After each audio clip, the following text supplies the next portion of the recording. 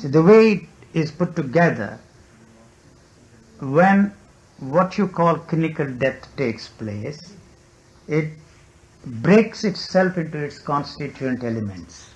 That's all that happens, you see. So it may not reconstitute again and create, you see, the body which you think is yours, and at the same time, see, when once it breaks itself into its constituent elements, it provides the basis for the continuity of life.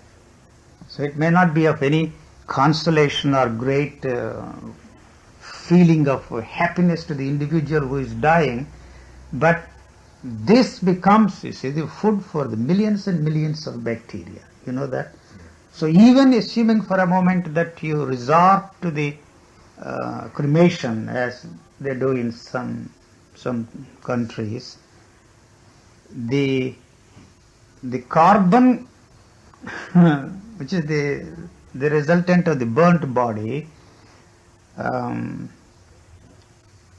provides, you see, the basis for something coming out of the earth, you know, some tiny little flower coming out of the earth, where you see you dump all this, you know, the ashes. So nothing here is lost. So when there is actually a physical danger, the danger of the extinction of your physical body, which you think is yours, then everything that it has at its resources throws into that situation and tries to survive in that particular moment. I don't know if you have ever noticed, when there is a real physical danger, your thinking mechanism is never there to help you. Never there. So you can plan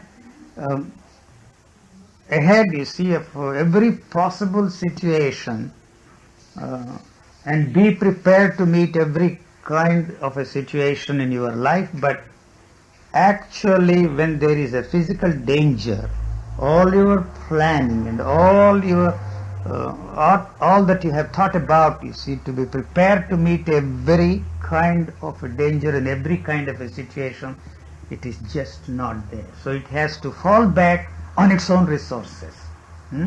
So if for some reason it cannot renew itself and survive in that particular situation, it goes merrily and gracefully. So it knows nothing is lost. So this living organism is not interested in the continuity in terms of years.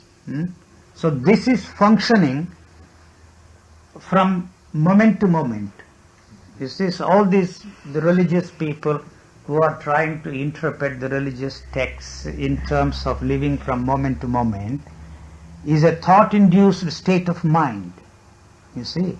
So the sensory perceptions function from moment to moment.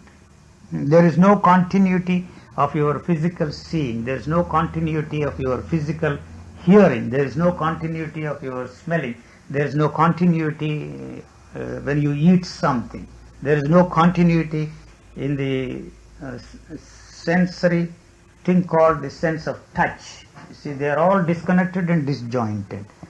But the thought, in its interest to maintain itself and to continue without any interruption, demands these experiences all the time. You see, that is the only way it can maintain its continuity.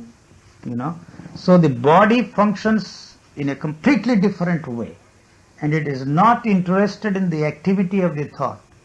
The only thought that is necessary for this body is the thought that it has to use for the survival of the living organism.